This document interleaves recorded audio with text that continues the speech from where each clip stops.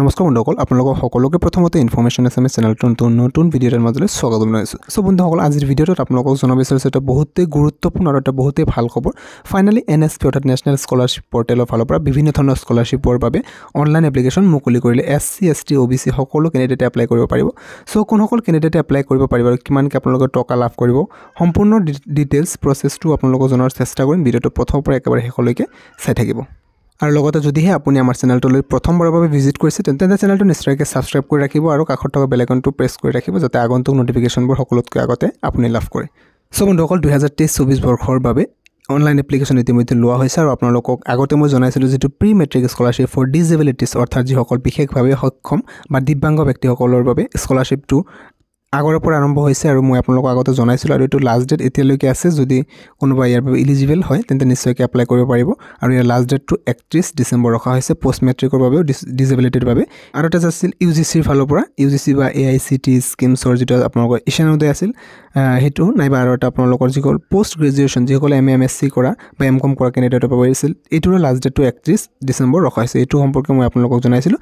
যদি কোনোবাই কৰা নাই আৰু ইলিজিবল যদি হয় তেন্তে নিশ্চয়কৈ এপ্লাই কৰিব। তাৰপিছত এতিয়া চাওক আটাইতকৈ যিটো ইম্পৰ্টেণ্ট পইণ্ট যাৰ বাবে ভিডিঅ'টো বনাই আছোঁ এতিয়া, আৰু এইটো হৈছে ষ্টেট স্কিমছ। এইটো আপোনালোকৰ প্ৰি মেট্ৰিক স্কলাৰশ্বিপ। এইটো চাওক pre matric scholarship for SC students class 9 and 10ৰ ষ্টুডেণ্টেও ইয়াতে স্কলাৰশ্বিপ লাভ কৰিব আৰু এইটো অ'পেন টিল 10th ফেব্ৰুৱাৰী 2024, 10 ফেব্ৰুৱাৰী 2024লৈকে এইটো অ'পেন হৈ থাকিব আৰু এইটো ইতিমধ্যে আৰম্ভ হৈ গৈছে। যিসকল ক্লাছ 9 নাইবা 10ত পঢ়ি আছে SC ষ্টুডেণ্টৰ বাবে প্ৰথমটো।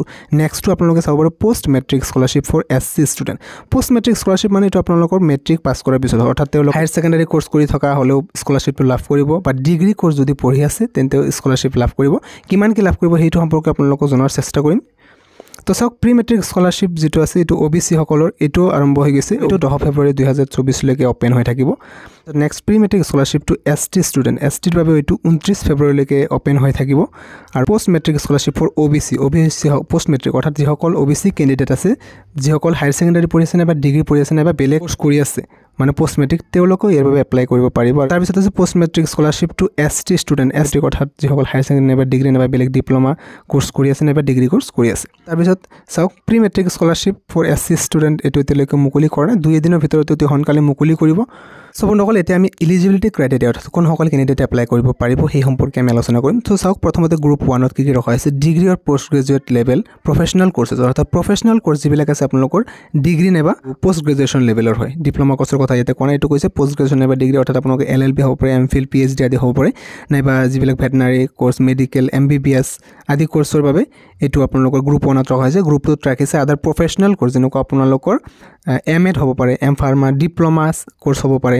যিসকলে ডিপ্ল'মা কৰি আছে যেনেকুৱা DLEd কৰি আছে নাইবা যিসকলে ডিগ্ৰী কৰি আছে বা BEd কৰি আছে যিটো তেওঁলোকেও লাভ কৰিব স্কলাৰশ্বিপটো, আৰু যিসকলে DLEd কৰি আছে তেওঁলোকেও এটা স্কলাৰশ্বিপটো লাভ কৰিব। আৰু এইটো হৈছে আপোনালোকৰ ডিপ্ল'মা কোৰ্চৰ বাবে গ্ৰুপ 2ত ৰখা হৈছে। গ্ৰুপ 3ত কৈছে যে আপোনালোকৰ চাওক not covered under group 1 and group 2 যিটো আছে BA BSc যিসকল কেণ্ডিডেটে পঢ়ি আছে নাইবা BCom নাইবা MA নাইবা MSc যিসকলে পঢ়ি আছে তেওঁলোকৰ পিছত ইয়াতে কৈছে যিসকল কেণ্ডিডেটে ইয়াতে জেনেৰেল ভকেশ্যনেল ষ্ট্ৰীমত পঢ়ি আছে বা ITI পঢ়ি আছে বা 3 year ডিপ্ল'মা ইন পলিটেকনিক কৰি আছে তেওঁলোকৰ বাবে এইটো গ্ৰুপ 3ত ৰখা হৈছে।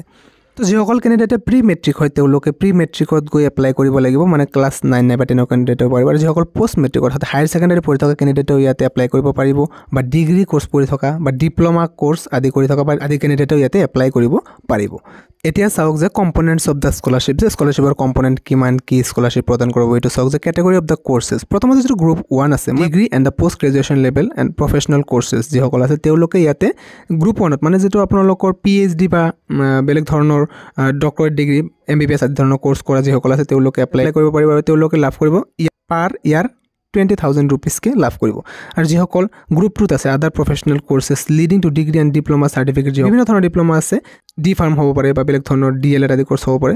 তো চাওক ইয়াতে আপোনালোকৰ যে টোটেল আপোনালোকে 13,000 লাভ কৰিব, মানে ইয়াৰলি 13,000। তো 2 year ডিপ্ল'মা কোৰ্চত আপোনালোকে 26,000 লাভ কৰিব।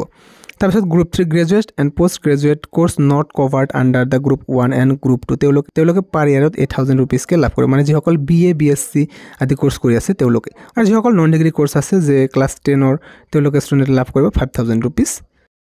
সো এতিয়ালৈ যিখিনি আলোচনা কৰা হ'ল এইখিনি আছিল OBC ষ্টুডেণ্টৰ বাবে। এতিয়া আমি আলোচনা কৰা হওক যে SC ষ্টুডেণ্টৰ বাবে এলিজিবিলিটি ক্ৰাইটেৰিয়াসমূহ বা বাকী প্ৰচেছসমূহ কেনেকুৱা ধৰণৰ হ'ব।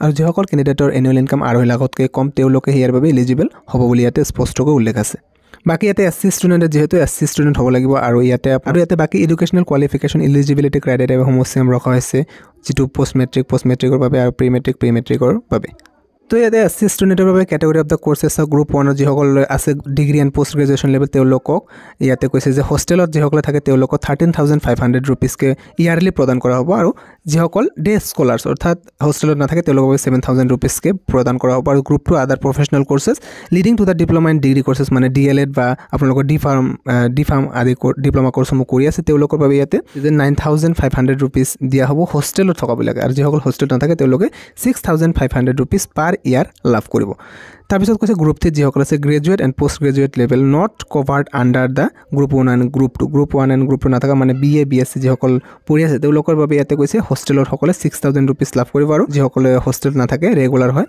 ডে স্কলাৰ তেওঁলোকে 3000 रुपीस কে লাভ কৰিব এণ্ড অল পোষ্ট মেট্ৰিকৰ কেণ্ডিডেট ইয়াতে 2500 रुपीस আৰু যিসকলে হোষ্টেলৰ হয় তেওঁলোকে 4000 रुपीस লাভ কৰিব সো ইয়াৰ বাবে এপ্লাই কৰিব প্ৰথমতে আপোনালোকে এনএছপিৰ অফিচিয়েল ৱেবছাইটলৈকে যাব লাগিব scholarship.gov.in এটো অফিচিয়েল ৱেবছাইটলৈকে গৈ আপোনালোকে নিউ ৰেজিষ্ট্ৰেচন বুলি যেটো দেখা পাইছে ইয়াতে আপোনালোকে ক্লিক কৰিব লাগিব নিউ ৰেজিষ্ট্ৰেচনত ক্লিক কৰিলে আপোনালোকে এনেকুৱা এটা পেজ খুলিব আপোনালোকে ইনষ্ট্ৰাকচনখিনি ভালদৰে পঢ়ি চাব যে কি কৈছে ইয়াতে তাৰ পিছত আপোনালোকে যেটো আছে ৰাইট ক্লিক কৰি ইয়াতে ৰাইট ক্লিক কৰি আপোনালোকে কন্টিনিউত ক্লিক কৰি নেক্সট আপোনালোকৰ সন্মুখত মোবাইল নম্বৰ এনেকুৱা আহি যাব আপোনালোকে ফিল আপ কৰি ওটিপি এন্টাৰ কৰি ক্যাপচা কৰি ভেৰিফাই কৰিলে আপোনালোকৰ ৰেজিষ্টাৰ কৰিব পাৰিব সো ইয়াৰ পিছত আপোনালোকে ৰেজিষ্টাৰ কৰাৰ পিছত নিজৰ আইডি লগইন কৰি ইয়াতে নিজৰ বাবে এপ্লিকেশন কৰিব পাৰিব আৰু আপোনালোকৰ নেক্সট ভিডিওত কি ডকুমেন্টস লাগে আপোনালোকে যদি ভিডিও বিচাৰে কমেন্টত জনাব মই আপোনালোকক নিশ্চয়কৈ নতুন এটা ভিডিওত জনাই দিয়াৰ চেষ্টা কৰিম সো ভিডিওটো ইমানে আছিল যদি ভাল পাইছে নিশ্চয়কৈ লাইক এটা কৰি দিবা নিজৰ সকলো ফ্ৰেণ্ডৰ সৈতে শেয়াৰ কৰিব নিশ্চয়কৈ লগ পাম নতুন ভিডিওৰ মাজলৈ আজিলৈ মনে সামৰিছো